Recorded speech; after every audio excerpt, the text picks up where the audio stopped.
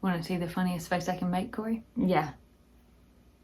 Oh my gosh, your eyes are going to get stuck like that. Okay, speaking of spooky things, like your eyes getting stuck, we're going to do another Halloween video. If you haven't seen part 1 of this little video series where we talk about stories that have happened to us and our family talks about stories that have happened to them, scary stories, link will be in the description. Link will also be in the description for our other Halloween video. But today we're going to talk about stories that we've heard of, that maybe people have heard of. That other people have heard, and this will be a third, fourth, fifth person kind of thing. And a little bit of it will have been lost in the translation, but it'll probably still be scary. Yeah, so that's pretty much what we're gonna do. Because everyone growing up, you hear other people tell stories. Maybe it's your loved one, your parent, whoever that tells you a story that sticks with you. So that's what these stories are gonna be today. I'll go first. At a place I used to work that also had housing. It's not the same place as I mentioned in the other video. There was a man, and he was a teacher, gonna teach a class, and he was coming in. And he was coming in early, and he was going to be the only person staying in the building that night until the week started, and there would be other teachers in that house. In the housing. In the housing, yeah. And so he went in one night and was on the way to his room, and he kind of peeked in at another room and thought, oh, wow, that looks like really ornate. And he said, like, the bedposts were carved, and there was, like, this beautiful ornate furniture, and he was really impressed and thought, why did they not let me stay in there if I'm going to be the only one here this night? And he thought, whatever. So he goes to his room, and he unpacks, and he goes to bed, and on up in the night, he hears, like, a lot of noise from this other room, and he wasn't really concerned because he thought, other teachers come in early all the time. It might have been a last minute thing and they let them stay in the same building. So he thought, oh, okay, whatever. But they were making a lot of noise. So the next day he goes back to that room, and he notices that it's the same room that he peeked in at when he first come in. However, there's a big difference in the room. Because that furniture, there's no more ornate furniture, no more fancy bedspread. I didn't mention that before, but what was kind of custom or stock, so to speak, at this school, they all had like the same bed covers that were just plain, and everyone always complained about them. But anyways, so he's like, yeah, I just had the old white, sheet basically, and that was it. That really wasn't much of a cover. So he said that the room was not fancy anymore at all. It looked just like his, and that always spooked me out so That's bad creepy. and stuck with me because I'm like, well, how could the room look one way, look really fancy, and then you hear a lot of noise, and you're supposed to be the only one there. You go back the next morning, it looks just like your room. And there's a lot of ghost stories about that same building. That particular building, I've heard all kinds of so that's kind of spooky. The next story is that I heard this growing up. I had a best friend named Megan. If you're watching this, Megan, I hope that I'm not messing up this story. And she was very near and dear to me, and I just don't get to talk to her much anymore because, life gets in the way. And her mom and dad were in a car, and I think they were on their way to Chattanooga or Pigeon Forge, somewhere in Tennessee. And I just remember her mom telling me this story because we grew up at her house, going to her house all the time when we were little. And I remember her saying something like, there was a semi, and I don't know if it was about to hit them, about to rear end them. They rounded a curve, and it was in their lane. Yeah, that's right. You're right. Rounded a curve, and it was in their lane. And the mom is telling me this, and she's just saying, I know we're about to die. And, the truck, comes at them, and then before they know it, they're still there, and it's like the truck is gone, and they just keep going down the road. And on the other side of it. On the other side. And she said, that truck went right through us, I swear. Almost like a ghost truck. And she, was very spiritual. So she said that was God. He let that just somehow, pass right through us, or somehow he worked it out to where that truck didn't hit us, because I seen that truck and it was going to hit us, and that always stuck with me. I always remember that. I always get cold chills from that story. I know, I have them right now too. That always stuck with me. All right, what are your 2 stories? Or 1 story, whatever you want to tell. I might not have another one. I might be able to think of something. But I do want to say, though, that we wanted Dad to be in this video, and he went hunting, and I didn't get him videoed in time, but Katie's going to tell his story. I'm going to tell a story. I'm going to tell what he would have told. My dad works for the county, and they used to have another building where their shop was. Now they're in a totally different place on the other side of town. But in the original shop that they had, it's a brick building, and it's across from the courthouse. And it's very interesting. I think it actually used to be the fire department, didn't it? Maybe, I'm not sure. Either way, the building, when you walk in it, it's kind of like a mirror. It's mirrored. So there's the garage, kind of the bay, the bottom part of the building where they could park a truck and that kind of stuff. And it's back to back, there's 2 bays. Uh-huh. And then on one side, there's a set of steps, and you walk up, and there's a room up there, offices, and a little kitchen. Bathrooms. And then Right, and then on the other side, it kind of looks like that a little. There's kind of different over there. But there's two sets that on either side of this building, two sets of staircases, and they both come up to the same place roundabout. So, is there two sets of staircases? Yeah, Corey, don't you know that? The building is mirrored. It's like, you've seen the other set of staircases on the other side of the building in the other bay. That's what I mean by it's like a mirror. There's one set on this side, and then the other side says if you cut it in half and turn it around like a mirror, there's a set on the other side. You know that. No! Okay, well, there's another. That's what makes this creepy. I'm setting the story up by mentioning both sets of stairs. I did not know that. Yes, you did. No, I didn't. Forgot. So, Dad was alone. He was by himself. His boss. Waiting the clock out. Yeah, it was just about quitting time, I think. And his boss had went home, and his other coworker had to go do something somewhere else, and he was the only one there. And he was just sitting down there, and in a little while, all he had to do was turn the light off, walk out the door, lock it, go home. Well, there he sits. And it's a rather large building. So yeah, it's big. He said that he was just sitting there doing whatever, and he heard footsteps. And he said he heard him go from one side of the building all the way to the other above him. There's a hallway up there. Yeah. And it's as if somebody walked the full length of the building above him. And he said, I know what I heard. They were slow, measured footsteps from one side to the other, just padding along. And he said, but I knew I was alone. And I said, oh my gosh, my flight instinct would have caused me to run, and I'd have been out of there. And I said, what'd you do? And he sat there for a minute thinking like, what? And then he thought, I'm just going to go up there and see if there's anybody. And of course there was nobody there. And he looked around. He wasn't scared. He said, no, I don't think he was scared. He doesn't get scared. He was curious. That's why he sat there for a minute, like probably scratching his head. Like, that's what he told me. He said he sat there for a minute and he was just like, well, that's kind of odd. I wonder what's going on with that. And he went up there, and of course he didn't see anything. But what creeps me out about it is that there being and this is just my paranoia, but being two sets of stairs, it wouldn't have been hard for somebody to somehow sneak in there and be kind of on the other side, and you just not really know that they were in there, and they thought that they were alone upstairs and were padding around, like prowling, going to steal something, going to create some sort of mischief. And that could have possibly been what run through his mind, or what would have should run through your mind, with there being a separate entrance and more, two sets of stairs. So and it's not like there's a fire escape where they could have went out the top and you would have never known. You would have to go out the bottom of the building one way or the other. Yeah. So that's what happened to him. He relayed that story to me, and I thought, man, that's so spooky. And that's kind of what makes me. That's what I'm talking about. The things that I can't explain. If that come from my own dad, a person now, I'm like, he's my hero. I listen to everything he says. I love him and trust him more than anything else in this world. If he said it happened, it happened. Yeah, and he can't explain it. Right, and that's what we were talking about in our first Halloween video, where we were talking about, do we believe in ghosts? Not really, but we believe in things like that can't be explained, and people say, hey, this happened. I don't discount what happened to you. I don't have an explanation. I don't have an explanation either. The reason I said it was across from the courthouse is that was important information. The jail used to be in the courthouse, and about, 10, 12 years ago, they made a new jail, over in a different place in town by itself. So the jail used to be at the courthouse. Well, this is my story then. I guess I do too have a second one. Literally, you could throw a rock from their shop and hit the courthouse. It's an alleyway. I used to know somebody that worked for a construction company, and they were redoing, they were knocking that jail out and adding on to the courthouse. And so they knocked the jail part down where that used to be and built on for the rest of the courthouse. I don't know if it was administration or what they were building on, but they were renovating that and doing that. This person who I was friends with said that they were working there, and they had been experiencing funny stuff, like ladders were falling and things were dropping from the top of the building, just like a paintbrush fell off, kind of things like that. And then I wish I could ask them to get this part of the story straight. I don't know if you've ever heard this. And at one point, they were up there in that area, that corner of the building. I guess once they got it actually built and they're framing and finishing the inside, somebody was working that day, and they looked up and they saw somebody standing in the window looking at them. And it wasn't one of the construction workers that were on that construction crew renovating the building.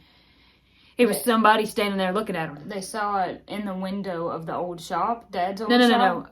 Across from the shop in the addition that they had just built on the courthouse. So they're like, now we've just been in and out of this, and I know where all the construction workers are, and I know what they look like because I'm on this construction crew. And they looked up there and they saw somebody standing there looking at them. And they said that it was just like a creepy, dark shadow kind of thing, and it wasn't anybody that they knew. And so they say it's haunted because the jail used to be there, and that maybe they used to do like hang people there, electric chair, stuff like that. And so because of the jail I was thinking that maybe that's why if there was a ghost over at, if that's the thing, if there was a ghost over at Dad's shop, it would be a ghost from that, because that's a very close area.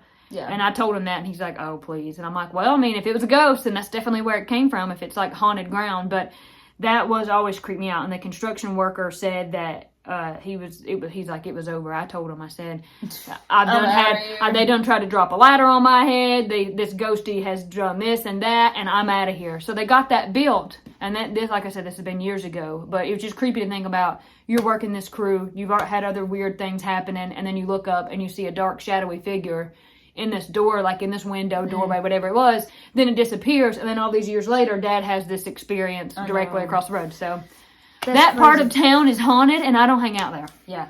Okay, so that's stories that we have heard growing up that other people have relayed to us. Now you're going to hear from some of our family about stories that have been relayed to them. Thank you for watching. God bless you. Do not get too scary this Halloween season. Boo! This happened probably when I was 10 or 11 years old, I guess.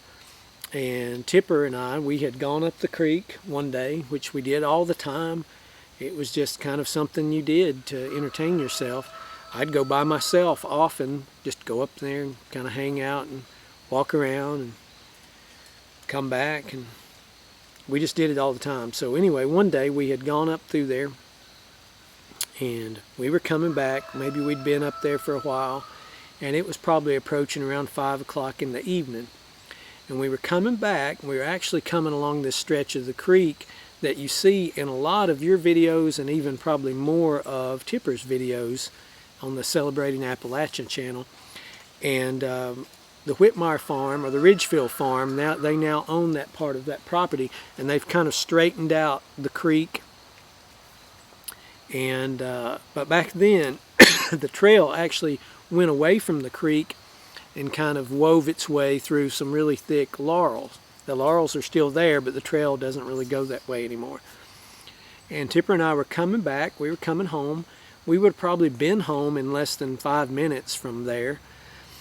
And as we're walking, all at once, we hear this low rumbling sound.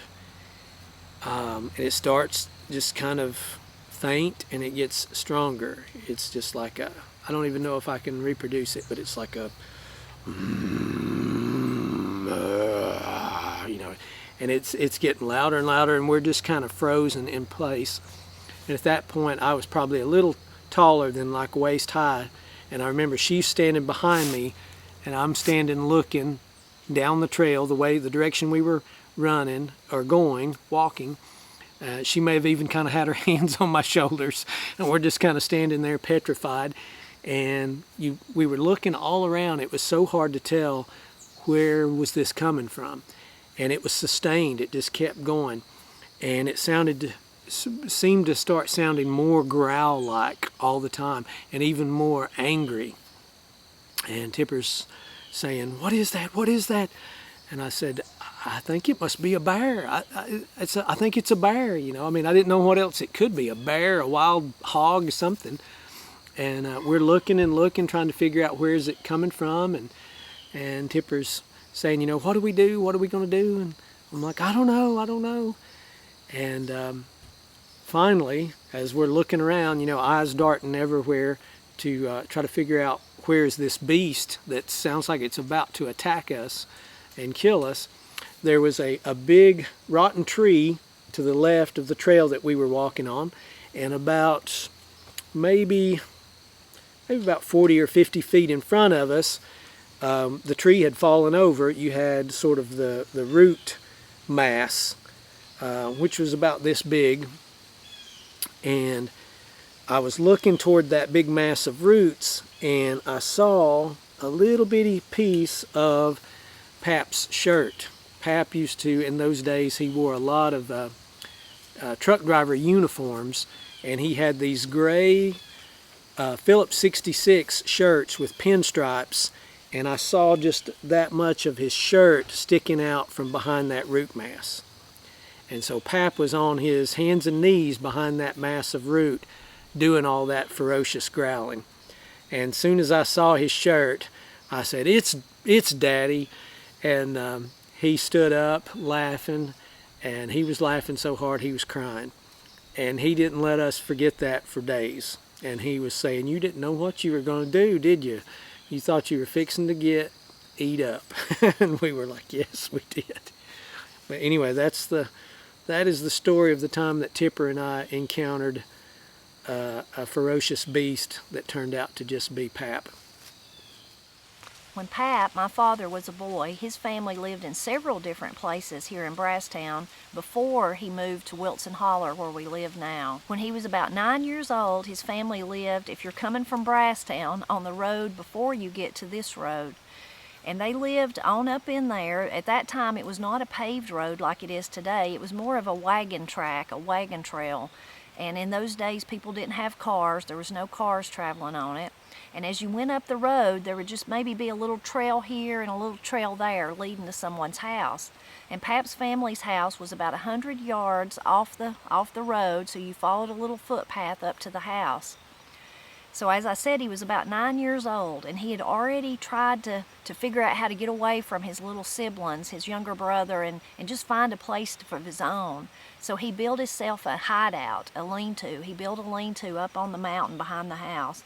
And he loved to go up there, and he would build a fire. His mother would give him a tater to roast in the coals, and he just really enjoyed it. But he always had to try to slip off by himself, so his brother didn't want to go with him. Well, one night, he was really proud that he sneaked off without anyone knowing he left, and he was going to go up to the lean-to and build his fire and just enjoy being up there by himself. Well, this was in the days before electricity, so he wasn't afraid of the dark. He was used to being out in the dark, and he was traveling up through the woods, traveling up the ridge, just thinking about how nice it would be to get up there to his lean-to and to build himself a fire and enjoy it. There was a fence line that run through part of the trail where he had to go, and as he reached that portion, on the other side of the fence, he seen a tall, big, shadowy figure coming towards him. It was like they had a big hat on and a long coat, and it really scared him. The figure didn't see Pap, but Pap sure got a good look at them, and he was terrified. It scared him to death. So he quickly turned around and run all the way back home to the safety of the oil lamp and his mother and father and his siblings. For the next few days, he was so scared he didn't tell anybody about seeing the ghostly figure. But he studied on it, and the more he studied, the more he realized it wasn't a ghost. It had to be someone he knew. It had to be somebody in the community that had been out walking too. So he finally realized, he figured out who he thought it was. There was a boy at that time, a teenager, late teens, almost 20, and he was what people in our area might call queer. There was something kind of wrong with him, and he kind of walked about on his own all the time from house to house. He was always hopeful someone would feed him, and they usually did, and he wore a big floppy hat and a long coat. So Pap figured it out, said that has to be who I seen. That's who I seen when he was coming down the trail.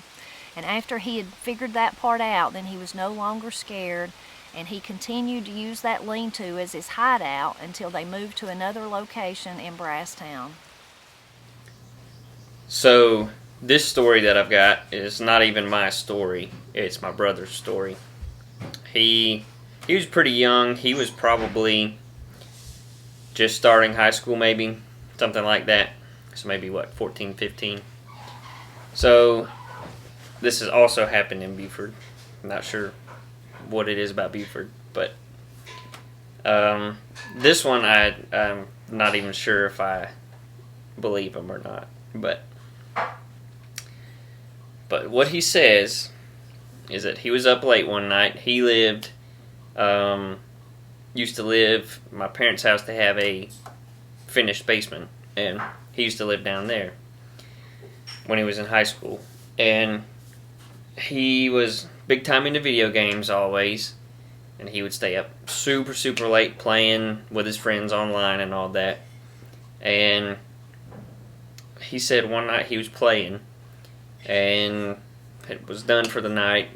He was going to go upstairs to go get a snack, and he said as he was going up the stairs, he saw a man, or what he described as a ghost, on the stairs looking at him.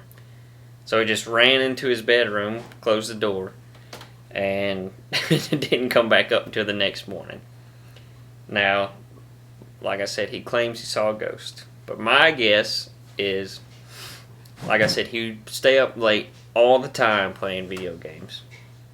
First of all, staring at the screen for that long, probably not good for you. And second of all, he was always sleep deprived. My guess is that he was just sleep deprived and thought he saw something, but it was really just his brain playing a trick on him. That's my guess. But anyways, that's my brother's ghost story, and he still claims it's real to this day. So, like I said, I'm not sure if I believe him or not, but let me know what you guys think. One night I heard a noise on the porch, the front porch, and Jerry was sleeping really good. But I hated to wake him up, but I said, Jerry, I heard a noise on the porch. You got to get up. We got to see who it is. So I woke him up, and we went out on the porch, and all we could see was a garbage can lid that had slid off and made a big noise. That's all we could see. And he was aggravated at me for waking him up. Well, I knew I had heard something on the porch. And the next morning, I went out there to put some garbage. We had big old plastic garbage cans with lids. I went to put some garbage in the porch, and there was this big animal sitting in there looking right up at me, a big fat possum. Of course, I didn't know what it was. I said, Jerry, here's what we heard on the porch. I said, what is it? He said, that's a possum, a big fat possum. And that garbage can was plastic, you know, it was slick. There was no way it could get back out. So he turned the garbage can over and the possum went off the porch. But that was the biggest possum I've ever seen. And it was just sitting in there looking up at me.